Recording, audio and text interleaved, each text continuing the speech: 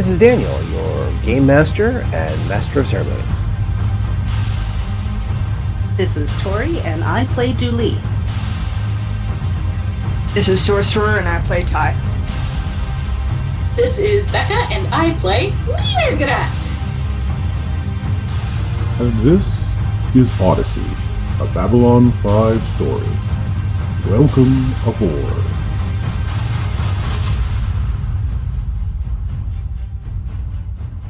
No. Don't do it like that. No. That's not how you work with the recorder. Don't do that way. It's very simple. You have to look at it the right way. To get around these three people, you're going to need to use a truck, a dolly, and then a pan and scan. No. It's the pan and scan later which encapsulates the whole thing. Your cinematography is so much having problems. Why is this? Why can you not help in this situation? No. All right. I think we need to take a look at what we have. Why doesn't everyone take 5, get a break, have a drink, or whatever you need to do? And Phil, yeah, you go take. Yes, you take care of that over there. Yes, further. Even further. Why don't you try the back room? Thank you. This is what I have to deal with, huh? Well, I'm sorry you've caught us at a very strange and unusual time. Well, in that we never had to pan and scan like this before.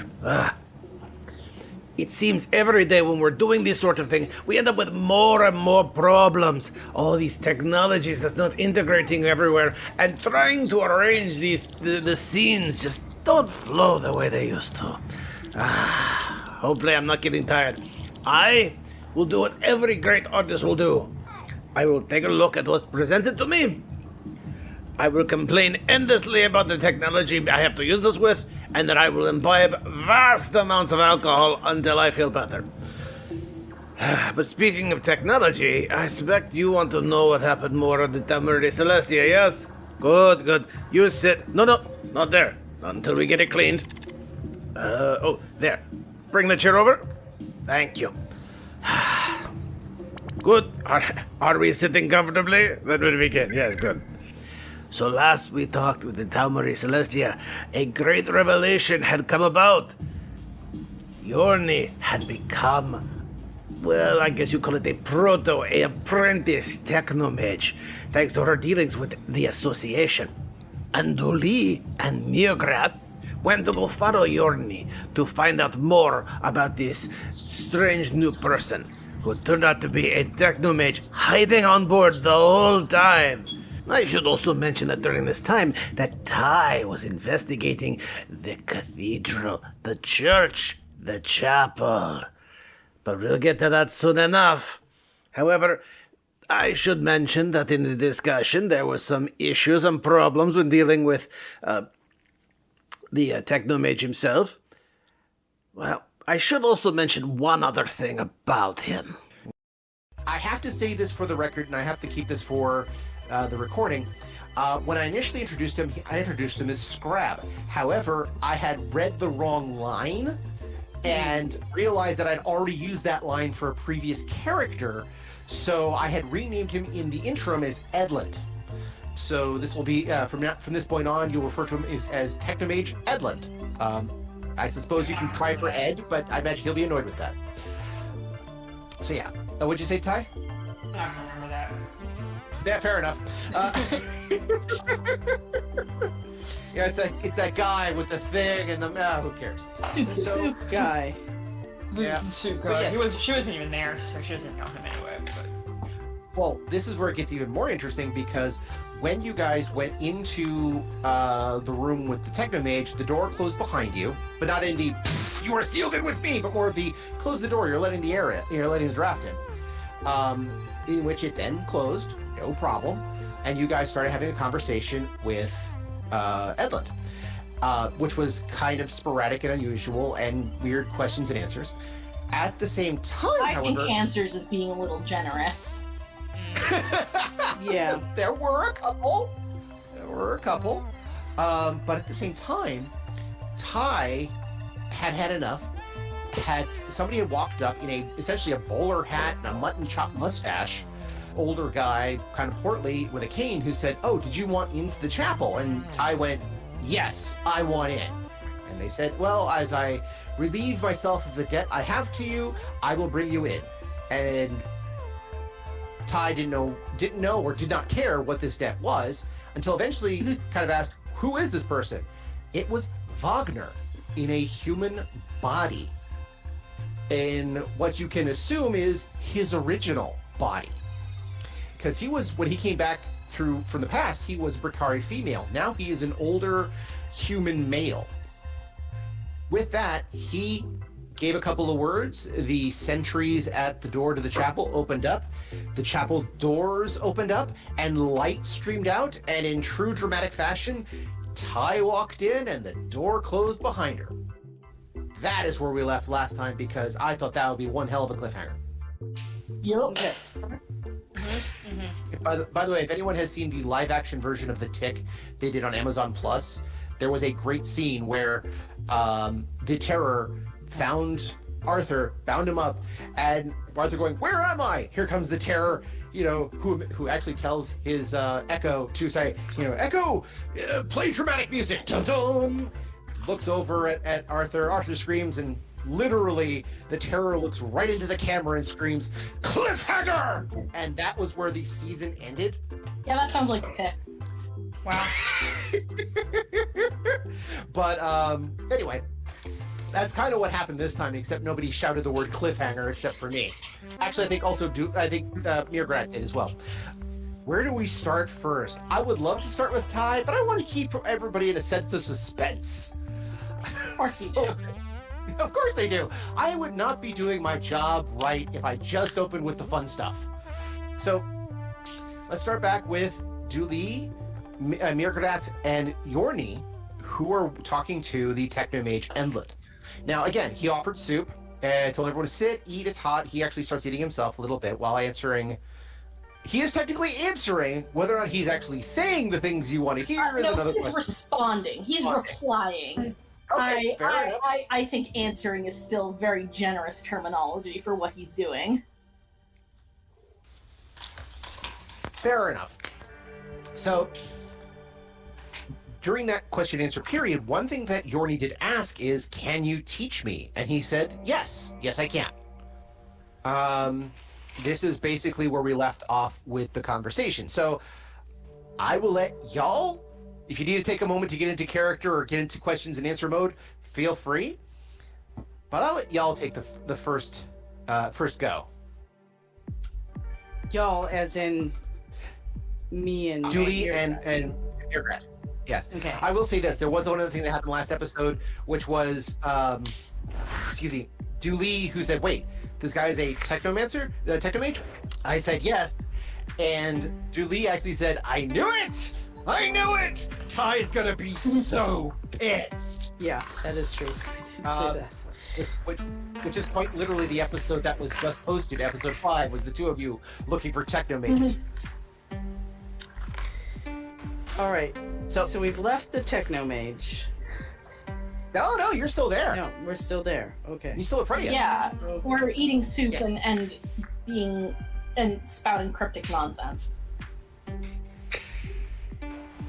Let's just say talking for being polite, but yes. All right. But he's like, When yes, this is recorded for the library archives, Mirgrat's going to make it very clear that there's some cryptic nonsense going on. And he offered to free his ship, right? Yes, Yeah. that was the thing. The reason he's part of this here is that his ship, because he was experimenting with certain types of illusions and dimensional articulations, his ship was in a debris field. That's where he was practicing to see what he could do, when it was accidentally salvaged and welded to the hull of the Celestia.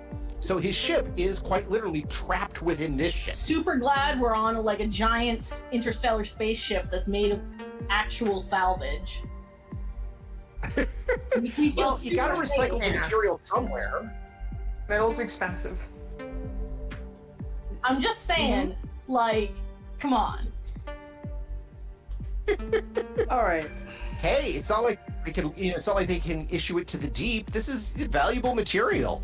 Yeah, but like maybe instead of just like grabbing random shit and welding it on, you like break down materials and like form them into custom parts like you would normally do if you were a sane goddamn cruise ship corporation. But that's expensive. So in the demo, when it was like all this luxury, no expense spared, that was a goddamn lie. Yeah, Well, this is a no security expense was company, isn't spared. it? No, I thought it was an interspecies effort. It was an interspecies effort, but it was a mega corporation. So as they call it, it was Mimbari technology, Narn hulls, Drazi weaponry, human communication, and Brakiri money. And Centauri sense of style. And That's how it you was. funny. Exactly. They just don't like to advertise that one because if you put the word pak'ma'ra in the title of something, people, every other race goes, really? Yeah. I love how everyone just, yeah, okay, you got me there. Yes, so while you guys are talking and eating, Yorni is doing her best to not explode with, I guess you could call it joygasms and inquisition-gasms. She's still trying to be quiet, but you can tell that even though she's eating gently and regularly, She has so many see somebody. questions. Yes. Okay. Do you ever see somebody who, while they're eating, their food shakes ridiculously, and not because they're scared? Yes. It's Yeah, that's what Yorni's doing in her right mouth now. so the questions don't come out. Something like that. Yes. So, like I said, he's just sitting there. He's eating. He seems to be very patient and waiting the situation out. But he seems to be enjoying his food. All right. I have some more questions, if I could. Oh, please. Do you know where How can I we help? are? Like where the ship is? I think so. He closes his eyes for a second, raises his hands into sort of this glyph pattern, which he then pulls apart like a scroll, which then goes into blueprints, which then three-dimensionally expands into a holographic representation of the area. And he goes, all right, I think here, touches somewhere on the map, that's the edge of Vorlon's space, if I'm correct. Now over here is where we are, and where we started from was about here. He kind of, and every place he touches, he leaves a little glowing mark that stays there. Okay. And Mhm. you say that So if we release your ship, you're gonna go home? Well, there's only so much I can go to. I mean, I can't take you to my home, but I very much, what I'm mostly interested is staying with my ship. I've spent so many years with this, but I realize we're not exactly on the edge of known space anymore. We're kind of beyond that. And while many of my brothers and sisters would love to cherish the opportunity of investigating certain things, I myself have understood that things are weird out there. And we honestly should be taking time to figure out how best to situate ourselves and everything else. But, that's also a y'all problem, but I'm just trying to be of help. Right, but if you're leaving to go somewhere, you have a way of getting there.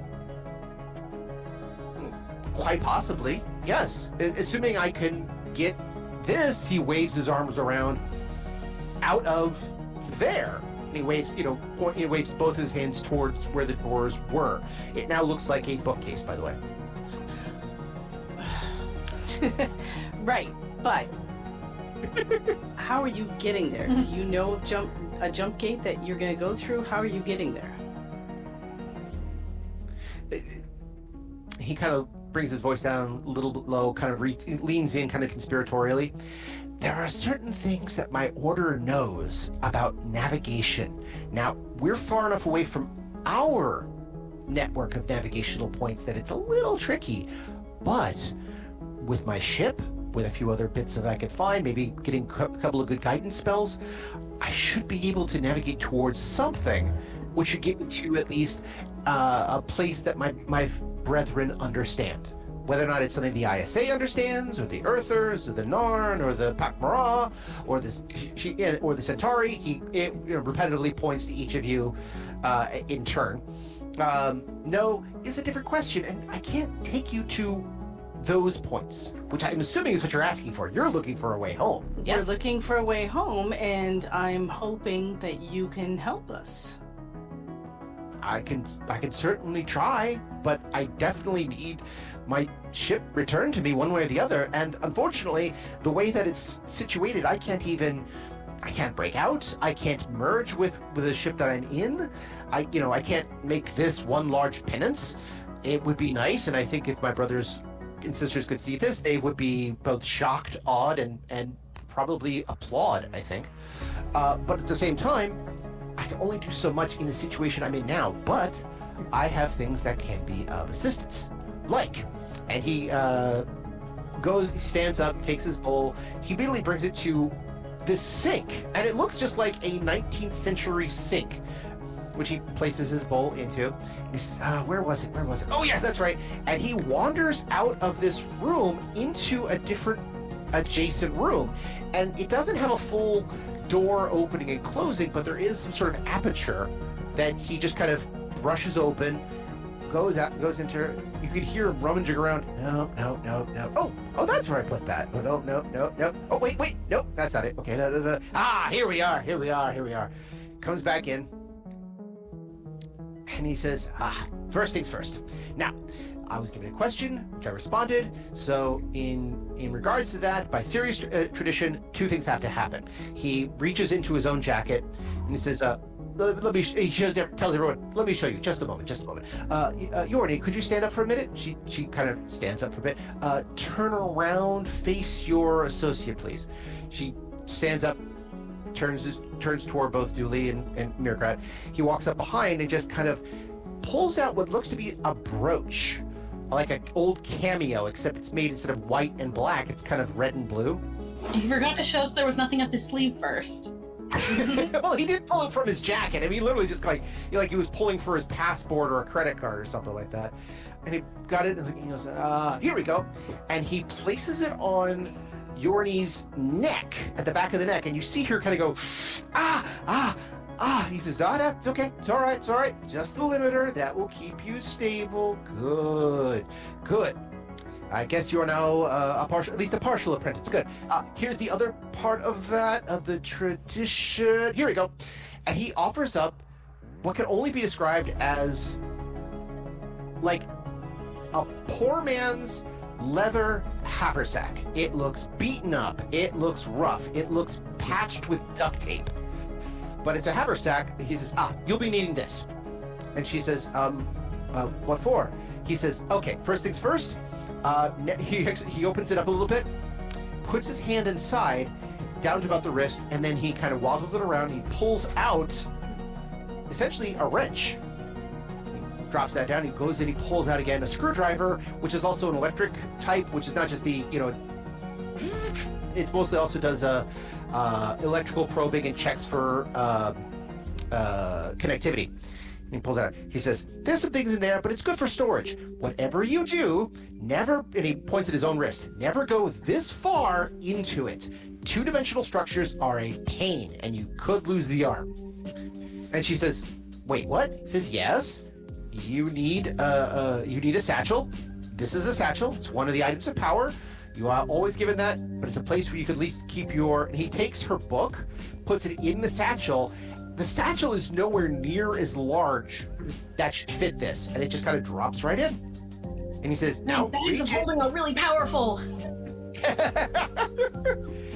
It's not, he says, now just, reach it. He says, not farther than the wrist. She reaches in, she kind of rummages a little bit, goes, pulls the book out, looks at it, flips through it. He says, "Yes, good. We'll talk about the ramifications of two-dimensional theory on a three-dimensional plane at a different time. But we're going to talk business right now. Please." She puts he says, "Put that away, please." She puts the book back in the bag, slunks the bag over her shoulder, where you're fairly certain it's going to stay. And then she sits back down. She says, "Okay, good. Now, that's taken care of. Good. Now, so back to your question. This, as you see, can showcase some of the great abilities that my kind can do. Now, we do embrace the idea of mystery. We just can't tell you all our tricks. One, it's no fun, and two, as you know, any technology that your species isn't prepared for tends to explode in your face and take hundreds of millions of lives with it. So you'll forgive me if I limit your exposure to what we do. Okay. I will never forgive you. So what did you say? I will never forgive you. Oh well, that's perfectly fine. He then goes. He then actually says, in perfect pak'ma'ra, which is very difficult for a human. No, it's impossible. You need throat plates, but I assume he has some kind Yes. of modification. Where he just kind of opens his mouth and out comes a pak'ma'ra, which is essentially saying, whatever the pak'ma'ra equivalent is of "I absolve you in the name of," etc., etc., etc. I don't know pak'ma'ra culture that well before I could say such phrases, but you get the idea of what comes out of his mouth. I make a gesture with my face tentacles, which most people are not going to recognize, but I am flipping him off. Okay. I am a fucking librarian. He doesn't have the authority to absolve me of anything. True, but he laughs a little bit. Good to see the good old-fashioned pak'ma'ra humor well in place. I like it. Anyway, yes. So he sits back down. He pulls out a pen and promptly puts it in his mouth like he's chewing on, like he's smoking a cigarette. He says, "So, okay." So here's my problem. Now, I he takes it out. negotiate Go with ahead. you for the answers to 3 questions, and you wanted me to free your ship. The answers Yes. you gave me are not nearly as useful or take nearly as much time as it will to free your ship. And I'm not the one who can free your ship ultimately. I need to negotiate that with the commander, or acting commander. I have to give him a little more. Can you help us out of this space into some area of known space or not? He sits back. He puts the pen back in his mouth like like J. Jonah Jameson sucking on a cigar. I mean, literally, it's just that same sort of image. He says, "Well, while," and he takes it out again when he talks. He says, "While I can help with some things here, I don't think even your commander has the ability to unweld my ship from the bulkhead. Why ask Allow if me you to don't see what I think can- we can do it? We get enough engineers on Well, this. I don't think." He says, "Well, if you have enough engineers, I can see what can happen. I'm more than happy to take that risk. Think of me as a Merlin in this situation. Allow me to point you in the right direction, so that way I can keep to my vows of mystery and secrecy amongst my brethren, but also assist you in the same way. Does that bode well for you?" No, it bodes.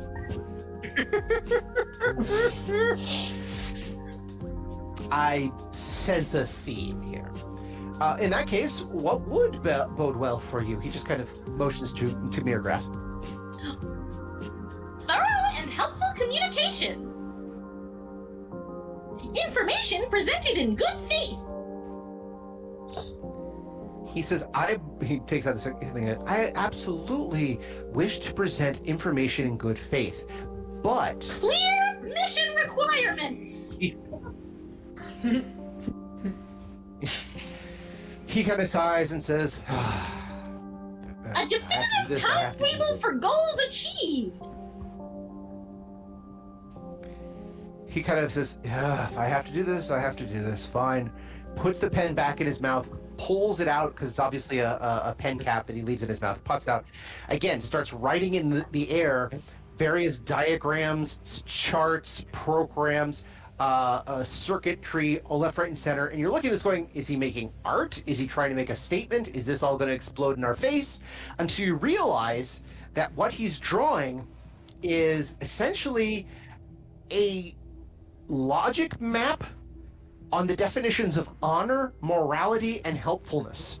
To which he says, we're trying to get here. I will give you the information here, but I recognize the resistance here, here, and here. Whereas the flowchart also indicates a certain usage of my information can be here, which can be, and he twists the diamond of the flowchart there. It says can be twisted in the wrong direction, which would get us not here, but over here, which is death and destruction. So you will excuse me by not handing over my entire repertoire of tips and tricks so that you guys can eventually destroy yourselves while you fight over the littlest detail, thinking at least one of you has a scope of idea of what you're even dealing with. So Okay. Pause. Yeah. One, is this motherfucker trying to argue semantics with me? Because both Mirgarat and Becca will throw down on them.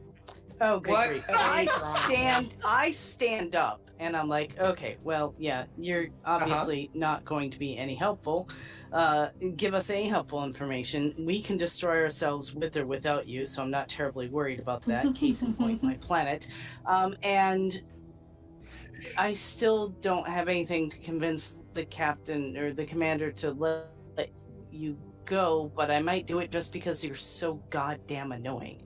Where's the door? he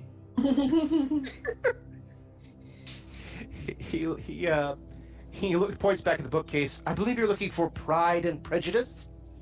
Mirgrat, do you want to stay and argue with him? Give me just a sec. There's a thing I have to look up. Okay. And then I'll look at Yorni and say, you're welcome to stay. She goes, Mistress, please, I think this would be helpful in the long run.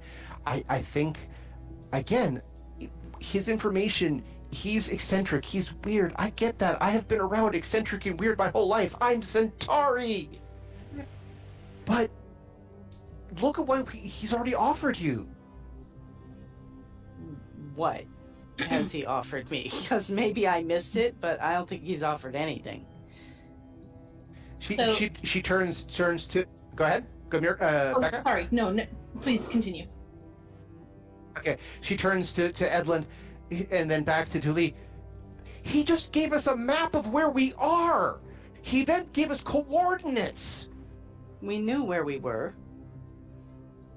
That doesn't help us. And what can you do with coordinates? Unless there's a gate. I don't know. Triangulation.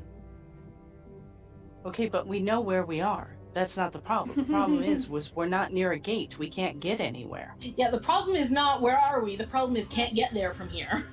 In one lifetime. He then says, yes, as I said, there are networks within my network that I may be able to utilize to get you in the direction you need to be. I can't take you to my home. That is forbidden. I can, however, at least try to get you on the right track to where you need to be. Yeah, that is true. But there's a lot of ifs and maybes and, in there. I can talk to the captain and see about getting your ship free. I can't do it myself. So that is what I'm going to go do. I'm not asking you to take out a screwdriver. I'm not asking you to break out a welding kit and go out EVA on the hull and start carving away. I could do that. I'm just asking for assistance in the right direction, and I'm doing this at the time as was foretold because of her. And he points right at Yorni. So, Mirgarat is going to draw themselves up to their full height, which I have no idea. Which is very tall. It is? Okay, cool. I'm not used to that. Same. Yeah. All right. So Mirrorhead is going to draw themselves up to their full height, and they're going to point at what's his face, Scrab. Oh no, his name is Edlund. Scrub was Edlund. what I had previously. I realized it was Edlund. Edlund. So Edlund. so Mirrorhead's going to point at Edlund and say, Mhm. "You technomage who believe that sharing this information would give us the power to destroy ourselves. You do not know that the pak'ma'ra already created the weapon that would not just destroy our own culture, but bring the entire galaxy into disarray. We had the power once to destroy everything, and we chose not to use it.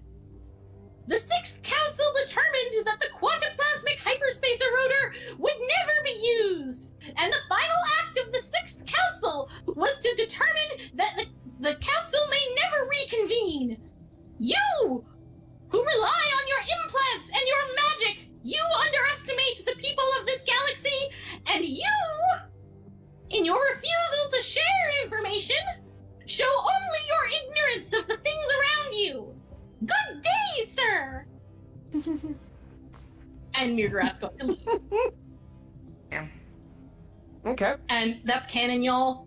Page 31 of the pak'ma'ra guide. Handbook. I assumed you just made that word up. Nope.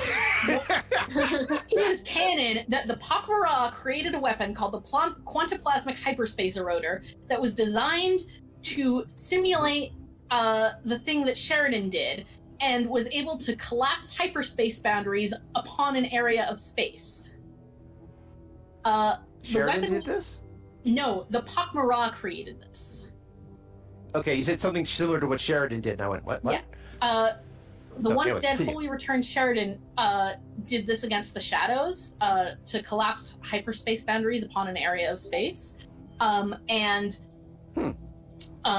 After testing the weapon with unfathomed success upon a Drakh carrier group being blockaded by Centauri loyalists, all of which were utterly consumed by the dimension-tearing weapon, the Council of Deliberations came together to forever ban the use of the weapon and the forming of further councils of judgment. So not only did we ban the use of the weapon, we banned the formation of the council that would be able to reverse that ban. So, fuck Fair this enough. fucking technomage for thinking that we're not capable of recognizing when we have the power to destroy ourselves. He says, that's very good. That's very wise of the pak'ma'ra. Yeah, Mirgrat's already left. Like, However, well, you've got to get through the door first. He says, yeah, but he says, that may be true, but can you say the same for any motions to Dooley or to other people on this ship? Can you assure me that every last person in this ship will not take this knowledge and will not take this knowledge and pervert it to their own use? I respect you of the pak'ma'ra. I respect that you had the wisdom and forethought to have such a weapon and ability and say to yourself, yeah, this isn't a good idea. you did not That even know about should- that! You respect us now because I told you! You know He nothing looks over of and the says- pak'ma'ra! He says, And now this Mirgrat, is your wish? Mirgrat is saying this on their way to the door, and then they will leave. Mm-hmm. Yeah, it says, I'm a technomage. I'm not God. Mirgrat's going to poke their head through the door. We know! Oh, there's no door yet. Remember, he pointed the bookcase and he says, I believe you're looking for Pride and Prejudice. There's no door yet. It's just a bookcase. Listen. Mirgrat. I hope this guy enjoys airflow.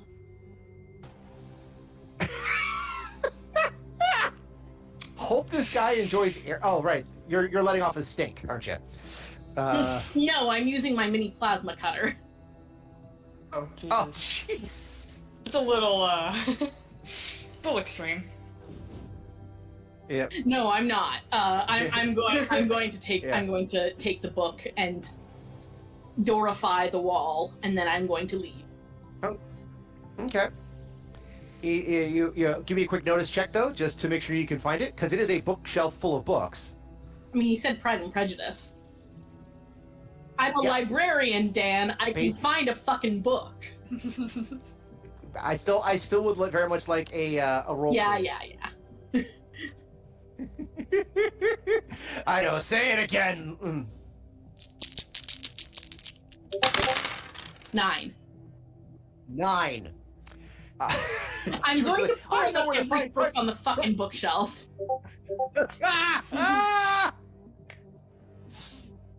So you're like, nope.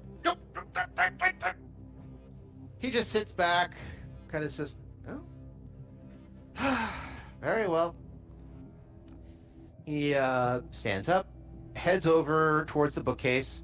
He motions for Yorni to say, come back at another time. I believe you know the correct words. If your mistress requires you, you may stay. But if you ever wish to learn more, you know where to find me. She says, I'll be back. He says, I believe so. And I wish you the greatest of wisdom upon your journey. She just bows again. I will. And then he goes over to the bookcase as Mirgrat is promptly just chucking books off left, right, and center. And then he looks over between the two of you and just starts laughing a little bit. I'm guessing at this point Mirgrat gives him the equivalent of the evil eye, and Dooley just kind of looks. Mirgrat doesn't even turn. stoically annoyed. Mirgrat just keeps chucking books behind them. Mm-hmm. And he literally points at Mirgrat and then at Dooley. Pride and Prejudice. And then promptly pulls a data crystal out from behind Dooley's head. And he says, bring this to the captain or whomever. See if it's any use. If it is, you know where to find me.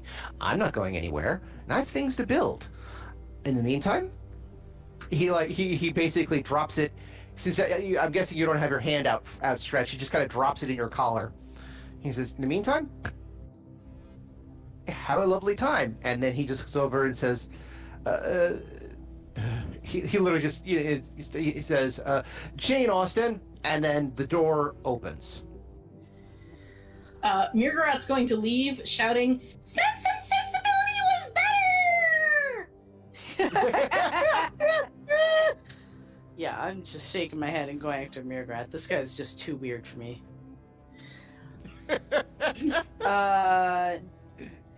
Commercial break. He actually pokes his head out. No problem. Oh, before you go, yeah. He actually pokes his head out and says, "Y'all come back now. You hear?" And then the door closes behind him. So, the bit with Dooley and Mirgrat, they wander back away. Dooley still has the crystal in her collar, and once you guys leave, the door closes again, making it flush with the wall, like you cannot see where it is.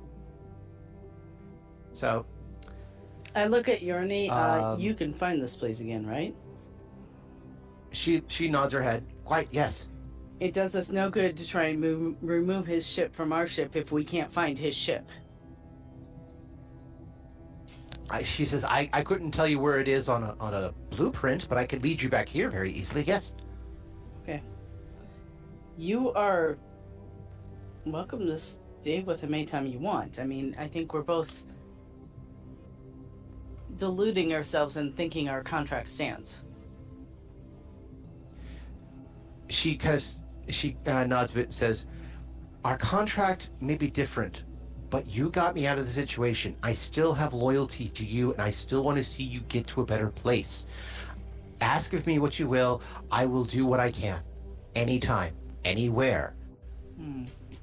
Thanks to you, I have a new name, a new identity, and I'm no longer a slave going to be bound to someone who would do horrible things to me. Well, I will use whatever skills and powers I learn for you. She says, well, she looks over and says, I can understand why you don't agree with that system. Which, by the way, hearing that from a Centauri to a Narn. Mm-hmm. Just saying. Yeah, it's almost like when the shoe's on the other foot, it really feels different. Empathy. Which was one of the, one of the whole points of the show, but yeah. So yes, so while you guys head back, I think it's time for Ty. Yep. Becca, Tori, sit back, have a drink, enjoy. So, Ty. Mm-hmm. So you had wandered into, you had been invited into the chapel.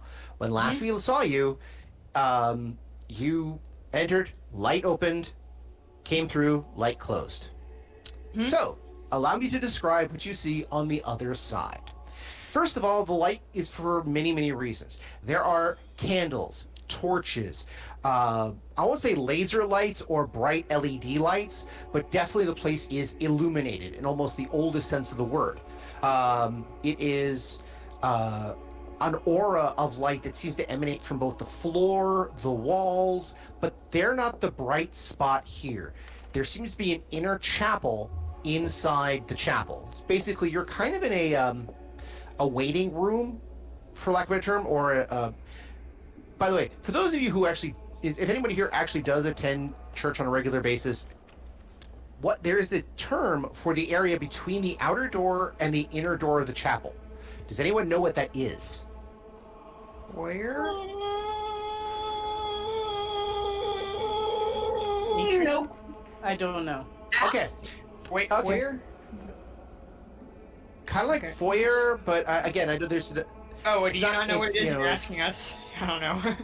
Yes! Not That's the wrong exactly thing what I'm here, doing. but- It's nah. I thought I'm this gonna was a Google trivia parts thing. of church.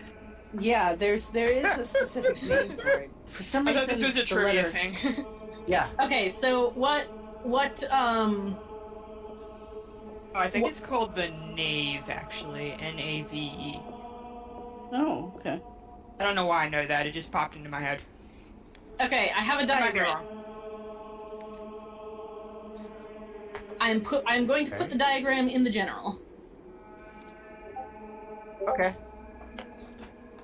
All right.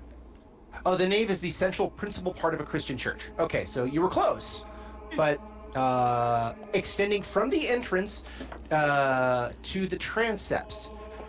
So yes, I believe you're correct. I believe that is called the nave. Nice. There I don't you know why I go. know that, but I just do, I guess. It was just Osmosis. in there. It was just in there.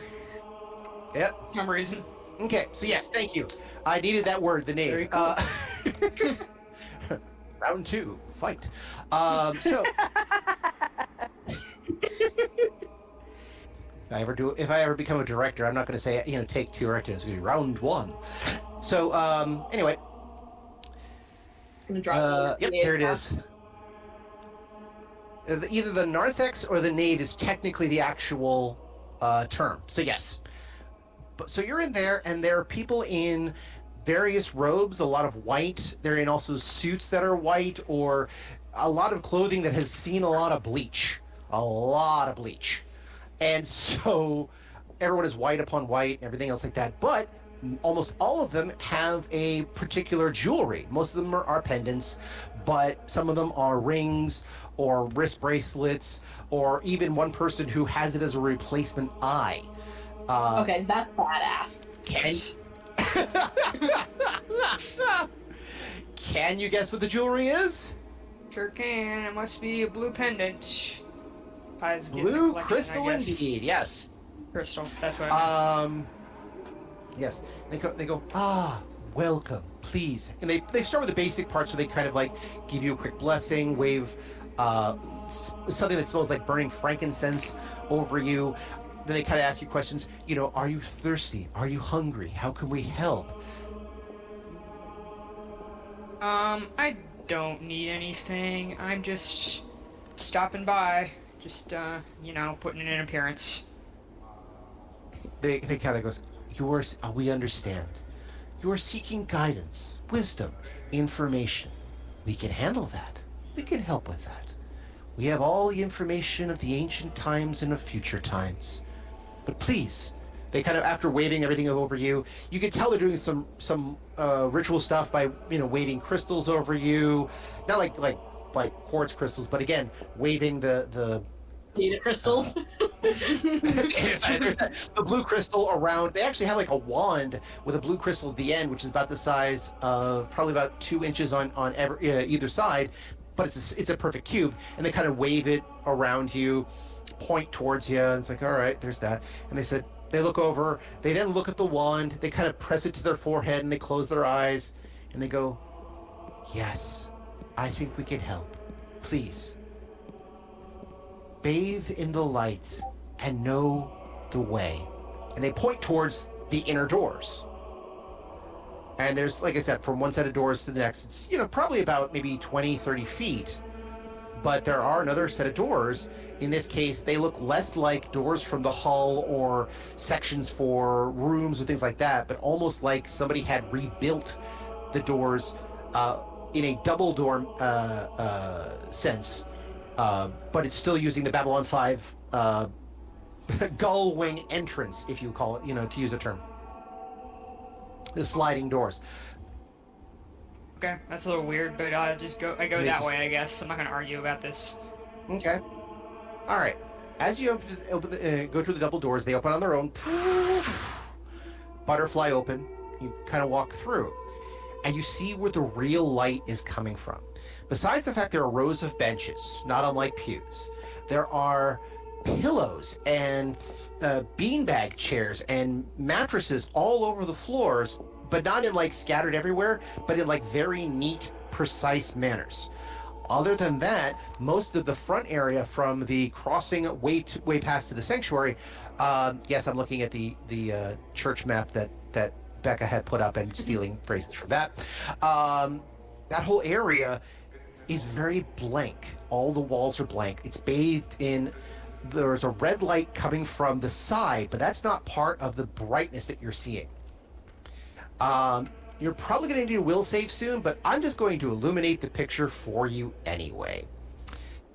What you see initially are people in the seats, bowing and praying. Some of them are reading. Some of them are have books upon them, which they are examining and bowing and reciting from, things like this. It all seems to come as a choir, but you look up towards the altar. Before it is a couple of figures, some large, some small, all in white suits, who are giving praise to this person hanging from the ceiling, but not hanging as if they've been strung up or or suffered a hanging or anything else like that. It's almost like a levitation or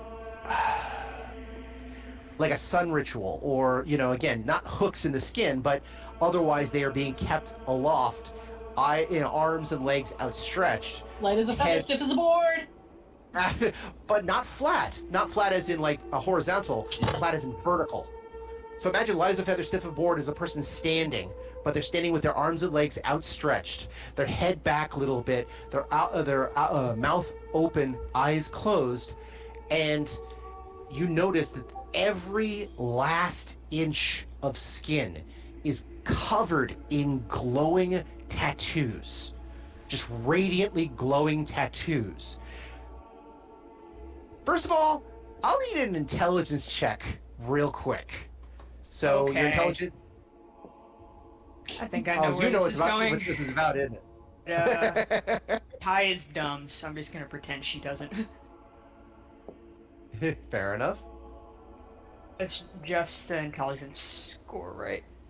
Yes. Wait. So your intelligence is 14? 13.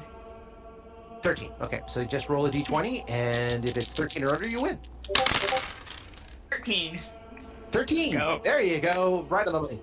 Well, again, you're distracted by the light coming off these runes and tattoos that you realize are the exact tattoos you had on your previous body, except the ones you had were just on your hand and arm. These is every last inch of skin just all over it, from the bottom of the feet to the top of the head. And that's when you notice the other aspect of the person floating. Can you guess? It's me, isn't it? Who else could it be? It is indeed Ty's body, floating in midair, covered in the luminescent tattoos. Yeah, I don't want that back. And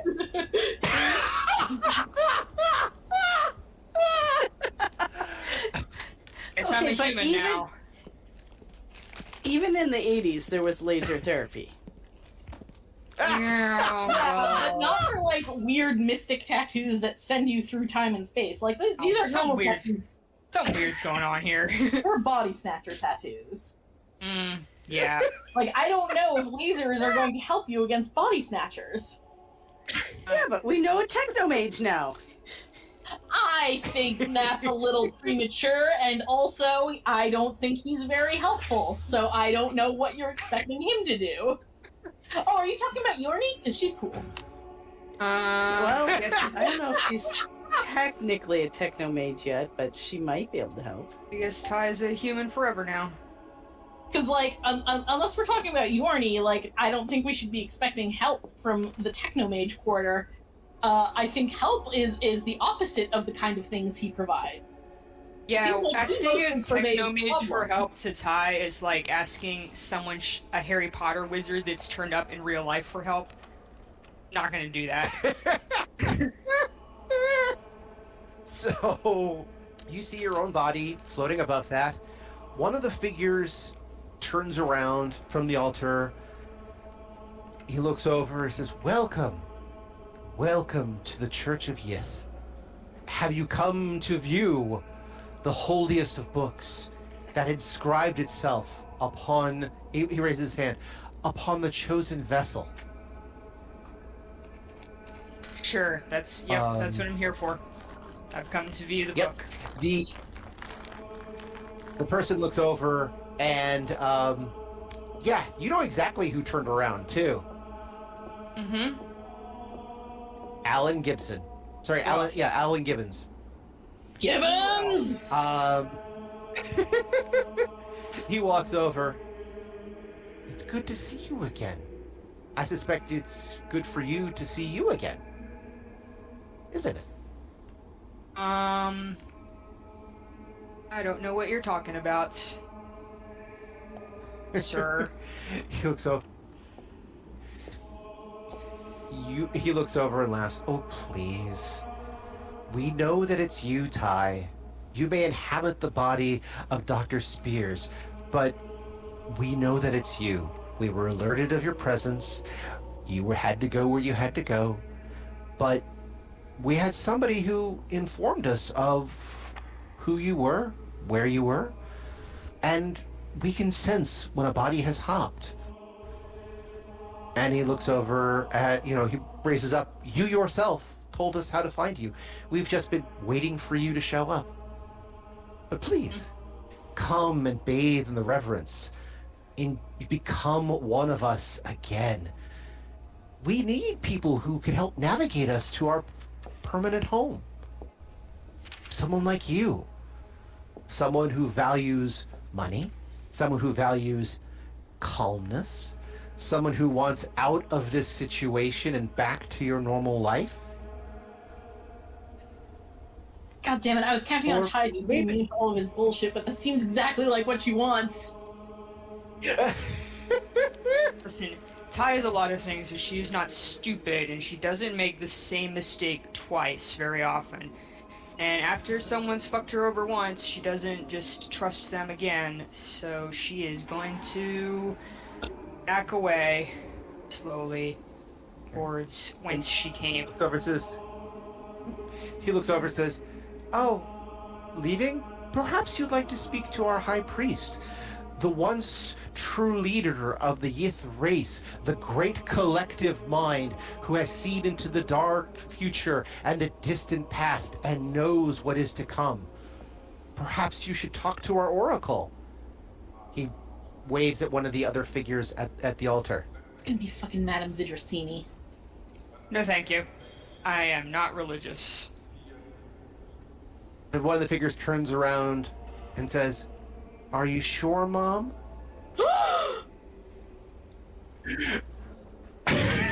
Oh no. First of all, I know this is not my kid because he is in timeout with the one guy and the brains. Nope. I'm leaving. The oracle in Tuvo's body just bows, and he says, "I know, Mom. But isn't this also what you want? Your son brought back to normal? You brought back to normal? A life away from this nonsense? So you can get back to trucking and gambling and seeing the universe and just being as far away from trouble as possible." Yeah, see, the thing about that is it doesn't matter if I pretend none of this happened, because it did, and it is just gonna find me again because it always does. So who's to say it's not found you again? There's no And this point could be fighting trouble? it or trying to change it. I am leaving. Man, nihilism is the best defense against anything. Isn't it?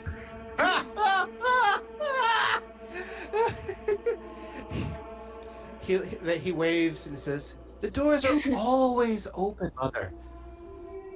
You're welcome back anytime. But rest assured, this ship is full of our followers. This ship is full of us. And one way or the other, we are getting our new home back. Yeah, whatever. Whether you Good help luck with us or that. not." Not my problem. They bow again. "Come and see us anytime. The book is to be read and knowledge gleaned." He bows. "Until then, Mother. Bye-bye. Say hi to Daddy for me." This is so clearly not Ty's kid. This is incredibly creepy. Yep, Ty's leaving. That's the point! Ty will turn around and walk the fuck out.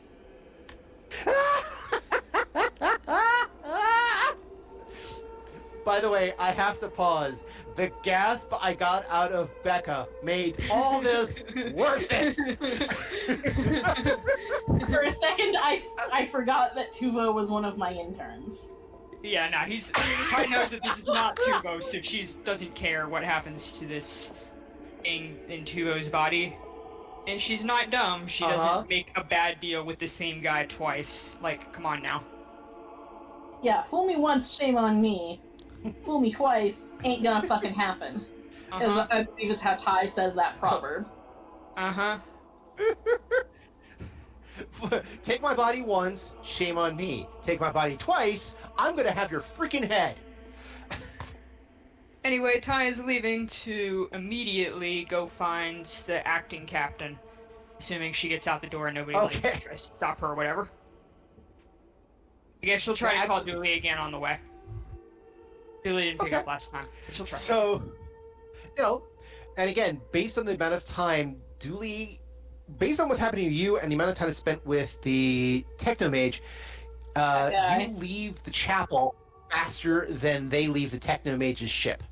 So when you initially leave and try to call, you're still getting nothing. Yeah, well, she didn't have to find a secret door to get out of the chapel. No, which is great because she would be there for the rest of her life. That's right. You don't exactly have the highest notice skill. Not sure she has the lowest either. So, I mean, I gave her a couple points, but Dad used double points, so it's still not very high. Because it's not one of her life skills. Somehow.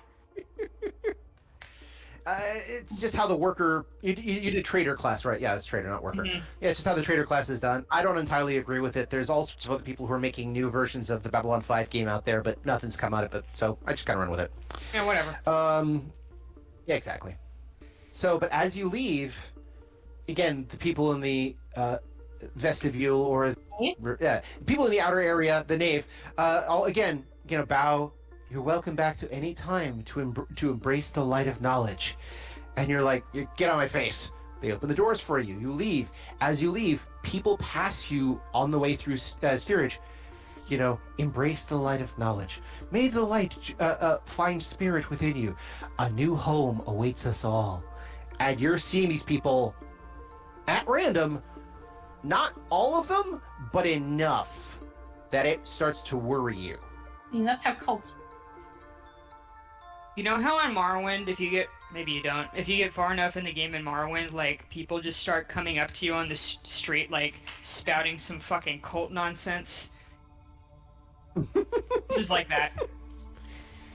You make your way towards the captain. By the time you get from steerage to first class, by that point, Dooley and Nirgrat and Yorni have left the Technomage ship and have now, once you guys leave the bookcase and enter into the normal ship, basically by the time you get the "y'all come back now, you hear," which was obviously sarcasm, just total sarcasm. That's when you guys start hearing the chimes and beeping, and you have one message from Ty going, I'm about to go into the chapel. If I don't make it out, tell my son he's still grounded. Yeah. Dooley comes out of the space muttering, "Just my luck. I finally find a technomage, and it's the insane one." Not crazy, just a dick.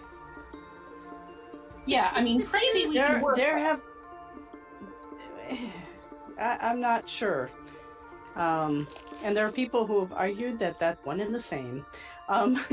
But yeah, we get that message, and yeah, I'm gonna swear. And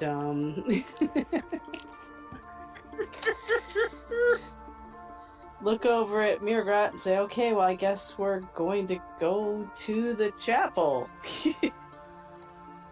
Go into the chapel and there's your title, Dan. Go into the chapel of the cult. I'm gonna continue by the way, calling thank you, Dooley Becca, you on said my that, way to not the me. thing. Like, if she doesn't Okay. pick up, I will call again. This isn't like a one and done thing. Okay, no problem. So yes, I guess the chapter title of "Going to the Chapel" is not a bad one at all. So yes, you call. Depends on how we split the episode up. Whatever. But yeah, so you call Dooley again and say, "This is what's going on," and Dooley, actually, you get the chime as you basically turn tail away from the captain from the bridge, going, "We have to get to steerage now." On the way towards steerage is when you hear the chime of, "This is Ty. Please pick the hell up." Okay, so yeah, we will answer this time. Yellow. Okay. I'm going to the bridge to talk this over, and it would just be more convenient if you also went to the bridge. I have something everyone's gonna be real interested in. What? Wait, what were you thinking? Going to that place without backup? I wasn't gonna wait. I didn't have time to wait. I'll go over it. I'll explain. You didn't pick up. Why didn't you answer the phone? I met a technomage. Normally I would be extremely weirded out or upset by this, but I have used up my quota of emotions for the day. So that's nice for you. I hope it was lovely. It was awful! He's a jerk! Yeah, I pull the phone away or the communicator away and kind of look at it and go, fine, I will meet you on the bridge. See you there. See you there. If someone says something weird to you, just don't talk to them. Just keep walking. Pretend that you didn't notice. So all I have to do is say that, Ty gave me permission not to talk to anybody because they're all weird. I mean, weirder than usual. Obviously, I meant weirder than usual. Oh, really? Mirgarat is going to puff their chest out with the absolute knowledge that they are not weird at all, and so they get to talk to Dooley.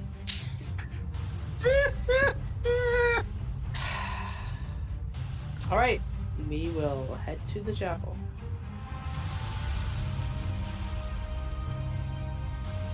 I think I know a song about that. Anyway, while we're dealing with our own technical difficulties, won't you join us next time on another episode of Odyssey, a Babylon 5 story, where hopefully we will have much better ability to deal with technological issues like we used to in the old days. What do you mean a useless Thursday? This is what I get. And that's where we're in for this week. I want to thank everyone for joining us and hope that you continue to join us every 2 weeks for another episode of Odyssey. If you have any questions, comments, constructive criticisms, or just want to say hi, then you can find us at temporalplaygrounds.com/Odyssey, or email us at temporalplaygrounds@gmail.com, or find us on Facebook, Odyssey, a Babylon 5 RPG podcast, or Reddit, r/OdysseyB5. Babylon 5 was created by J. Michael Straczynski and is owned by Warner Brothers Domestic Media. The Babylon 5 role-playing game was produced by Mongoose Publishing utilizing the OGL gaming license for G20. Our audio engineer is Gabriel Belden. Our theme music, Titan Striker, was composed by Evan King. Incidental music provided by Tabletop Audio at tabletopaudio.com. All other music provided by Creative Commons license and is available of information on our website. Once again, I am Daniel, and I thank you for joining us on this grand adventure. Good night, and keep dreaming.